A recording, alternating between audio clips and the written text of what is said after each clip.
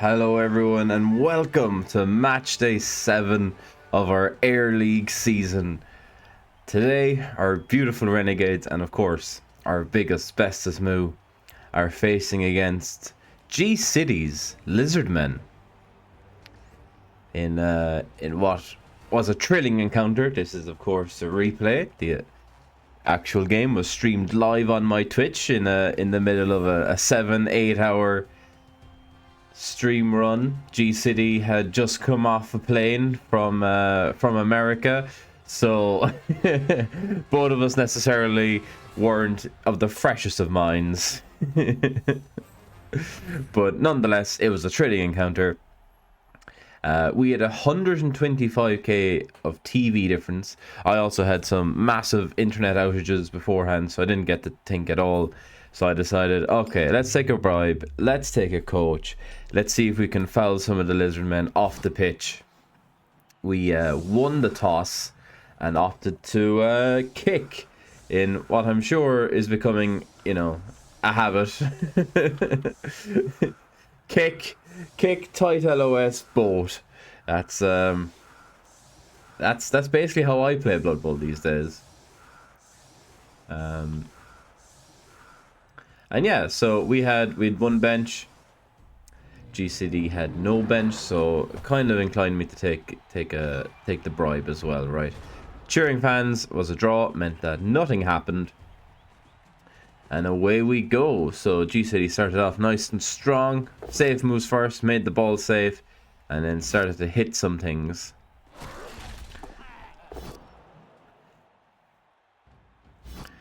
So, putting the orc on the LOS because he's just destined to die, right? The orc is just destined to die. He'll always die. I don't know why. I don't know what it is about the orc on this team. But, the orc is there to get hit by the rat ogre. And the rat ogre we don't even have yet, 7 games in. Because we just keep having to replace everything else. But that's okay. This was a little frenzy trap for Gciddy. 2 into 1. Got the powder first time. Got a stun. I figured, well, since we finally got the ogre block, let's just blitz with the ogre. So down he went. And then I think that's basically the turn.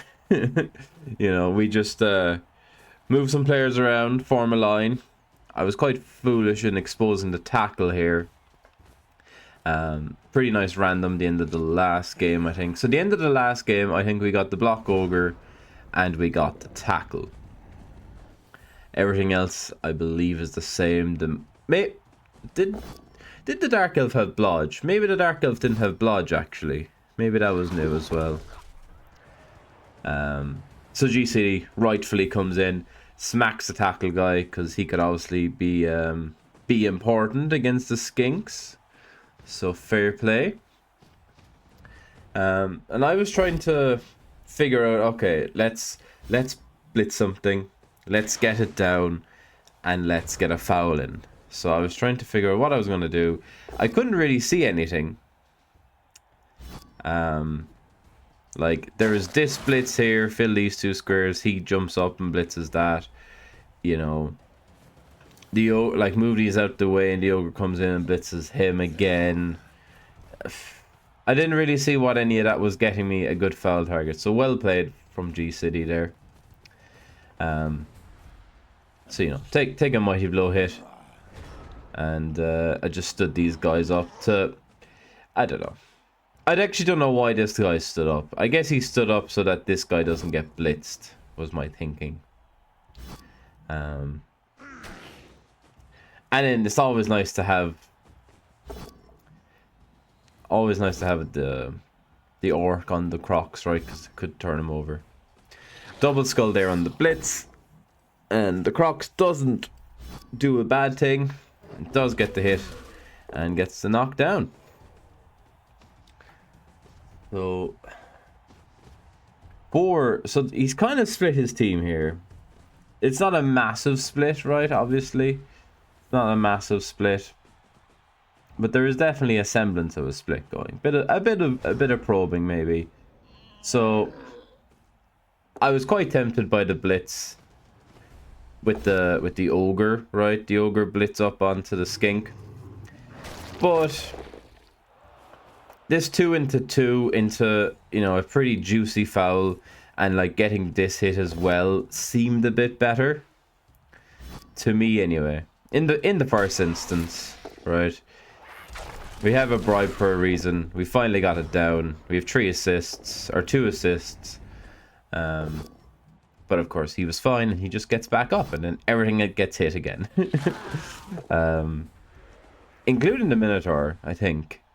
I was definitely worried that the Minotaur was going to get hit. And I was saying on stream like, oh, he could do this, he could blitz this and get a chain out and all this, and in the end he just Gciddy just kind of took the space over here, which was fine too. Taking space is quite good. I suppose playing against Lizardmen, I wouldn't necessarily expect the space to be taken on turn 4. But that's fine. And then he did get the 1D POW on the biggest, bestest move. And he was fine, thankfully. Thankfully, the move was okay. I know everyone out there watching saw the POW in the move there and feared the worst. But he's fine. He's fine. Thankfully. So yeah, cheeky 2D on the Crocs. If he goes down, then all these guys are free. And we get like a bit of a screen going here. I figured we just run around and hit the skink, right? Might as well. Little wary of this frenzy guy. Have to be honest. I was a little wary of the frenzy. Especially since I was activating my own little frenzy trap here. And a mistake here by me, because we could have just chained the Mino back to here, and then we'd have kept it 1 dice. But instead, you know, we just got uphill double POWs, which works out better for me. And he's stunned as well. So we got something back around in front. All these lizards can just knock everything down, which isn't amazing for us. But sometimes you have to get in the way. Get in the way sometimes.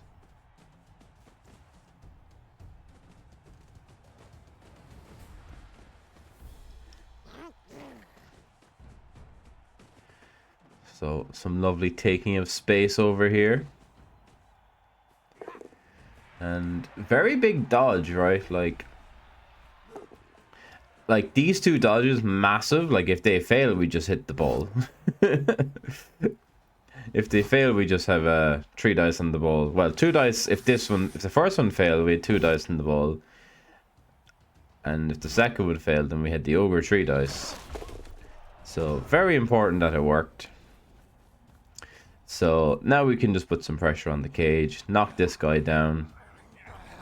With it being blodged, with the skink being blodged, it's like I looked at the sack. You know, tag here and then come in on the 4+, right? 4+ 2D the ball. I didn't necessarily think it was strong enough on turn 5. Like, it's fine. But I thought he could probably just score anyway. Ogre Blitz is quite fun. And then everything gets based. Mino gets to hit up here as well. And then the rat can just come down here and tag. And then I was like, this is pretty good, isn't it? But of course, skinks are quite fast. I don't know if you know this, but skinks, they're a little fast. So they can pretty much just run right down. Which is what they end up doing after taking all the hits. All the hits in the world that we gave them.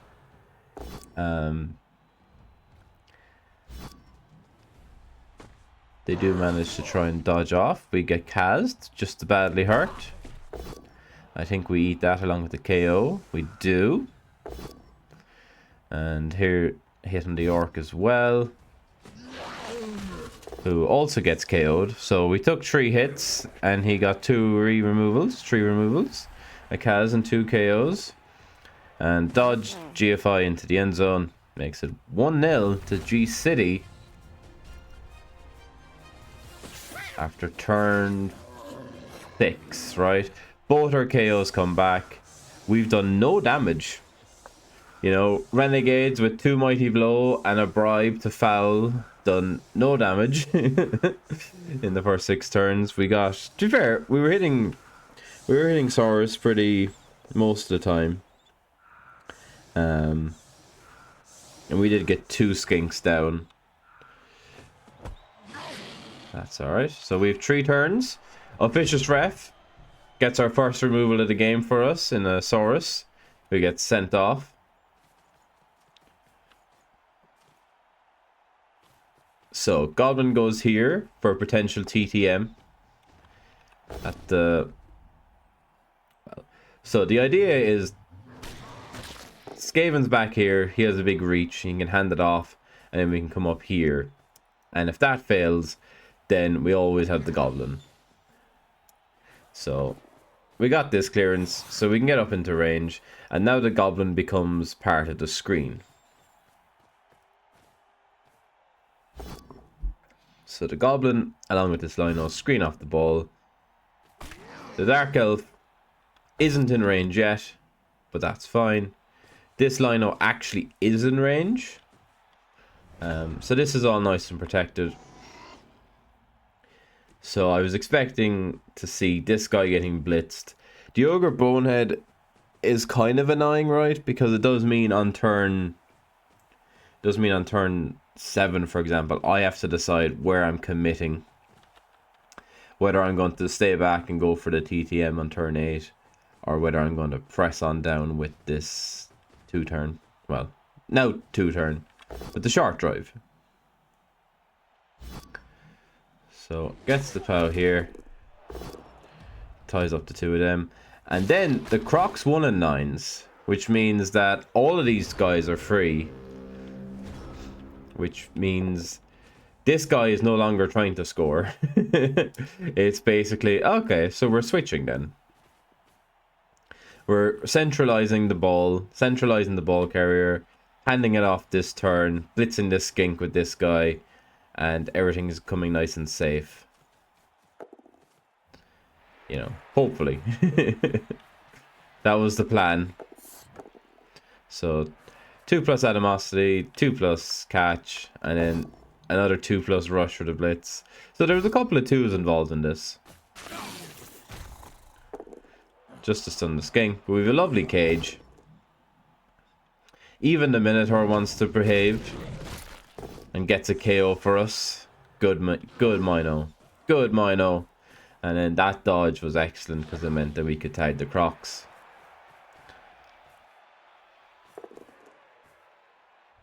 And then he just sort of screens this off a bit more from basing the ball, really. So all of a sudden, you know, in what was looking pretty good from Gciddy, there's not a whole lot to screen us off.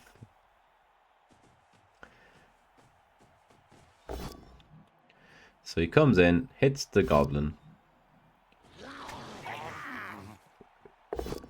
And then doesn't base the ball, which I thought was very interesting.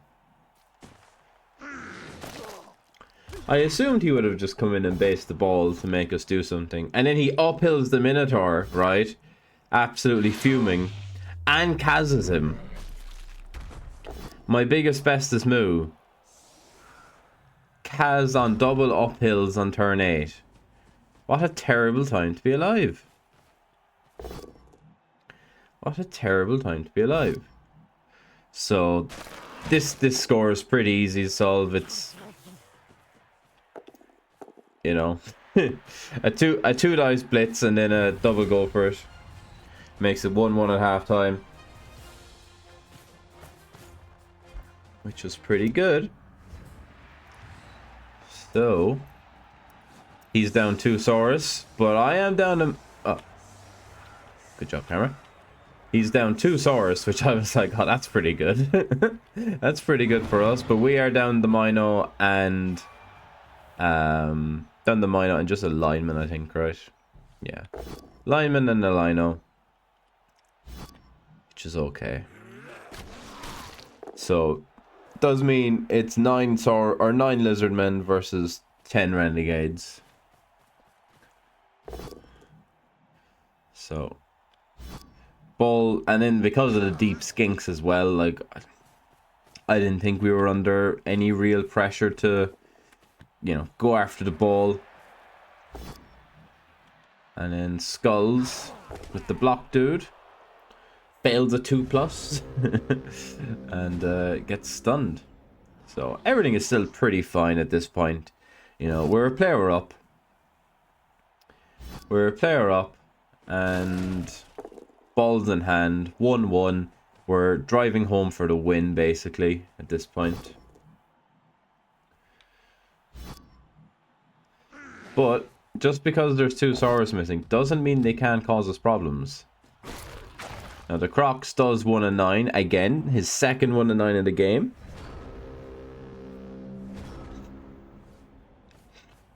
Which means the ball comes up. The Orc stands up to get hit again next turn. Potentially. Oh no, I decided to blitz it. Yeah, fair enough. Well done me. It's hard to remember exactly what I did in every turn of the game. I guess I'm setting up to foul it here. But then the Ogre boneheads, so I guess I don't foul. Yeah, or I failed this dodge anyways, meant. So I don't know if I was still going for the foul. Like, I suppose the Ogre boneheading means I probably don't foul because I need to protect this. I probably would have dodged this guy. 1, 2, 3, 4, 5, 6 to there. And I guess that means I could foul. It's not easy though. It's not easy. Because he could quite clear whatever. So yeah, even though like we are only still a player up, right? We're a player up, but we're still massively outstrength and outpaced. Like, Lizardsmen are quite good at Blood Bowl. They're quite controlling. And we're down one of our can openers, as it were, with our Mino being out. So just taking some slight space. These guys are all just, you know, sacrifices. Really. We get a little screen going. We get a foul in at last. This is like what, our second foul of the game or something. It's not really good enough, I don't think, to only be having 2 fouls done on turn 11 when I've taken a bribe to try and, you know, maximize our win chances. Then again, they got 1 sent off and they were down like, they're down 2 Saurus, so it's worked out quite well. But the game definitely becomes a lot easier if they're down 3 Saurus or down a Crocs. A Crocs lamps the Ogre. He's just stunned, thankfully. And then there's this big massive hole which you know, we're more than happy to take, right? Tackle guy goes in, hits the block dude, kicks him in the face, gets a KO, which Gciddy power apples to keep him on the pitch. We get our cage up and running. This guy just stands up to maybe tempt him into the surf. And then we have to put our last reroll into this. So I wasn't best pleased putting our last reroll in on turn 12. So then we do a 3 assist foul on a skink and fail to break armor. Of course, he's already stunned. So that's alright. So we're now playing without rerolls, and Gciddy has 3. So not feeling too happy about this. I'm feeling very much like, okay, I'll take the score and hopefully get a draw.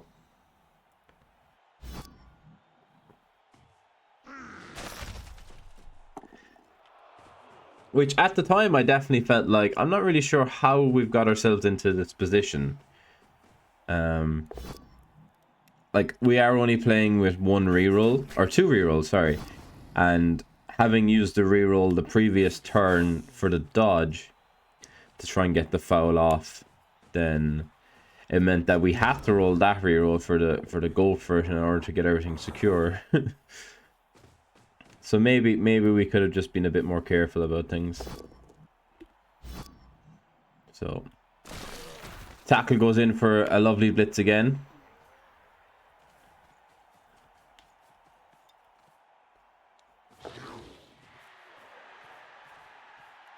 And then I didn't want to risk the double go for it, the naked 2 GFIs to score, because I was already rolling quite a lot of dice this turn.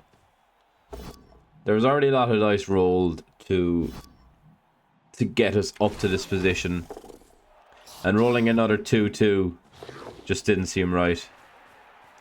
And then this guy was just trapped, right? So just 4 trees out to do a foul on his best player, because, you know, Diapo's gone. And if we have to score on turn 14, then, you know, if we could KO or Kaz his best skink, then maybe we have a better chance. A better chance at winning. So he gets a KO, which we put our power up into as well, because again I'm playing on the basis of, well, look, if we score, I don't want to be down, you know, 2 players trying to hold on to the win, really. The miner was already gone, so really the only other player I care about is the block ogre and the dodge elf.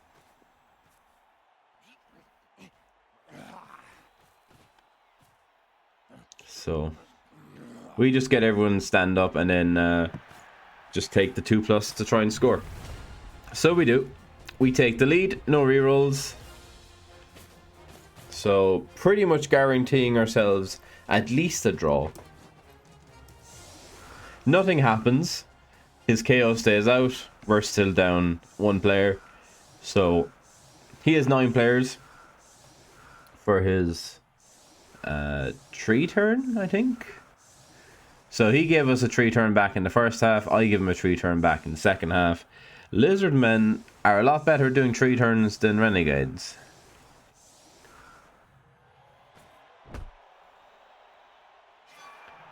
Brilliant coaching means he gets an extra reroll, so he's back up to 3 rerolls. The ball is like in a tasty position if there would happen to be a blitz or something, right? You know, there was definitely options for us to get it. So gets the pickup. Fails the handoff, even puts the reroll into it. So now his 3 turn has gone down to 2 turns. 2 turns. All the skinks are just here though, so it's not the end of the world. In my head I'm like, okay, well, let's see what we can do. Ogre, of course, boneheads, which was fantastic. I decide we'll take this blitz and base these skinks to maybe, you know, determine where their blitz is going to go or whatever. I played this pretty poorly in hindsight. Like, I had the players to just do chevrons and just stay back here and like maybe take this dodge off, leave the ogre where he is. But I think because of the pressure, you know, it's so easy for him to just come down. But still, like taking that dodge before picking up the ball, I suppose if you put someone in scoring range as well, don't you? So I guess maybe that was fine. And then like taking that hit before this guy just coming down, like you're leaving instant 2D on the ball. And like taking the Crocs hit as well before trying this. Like again, you're just leaving 2D on the ball. So, but all the dodges work. I'm not sure Gciddy failed the dodge in the game with all the skinks.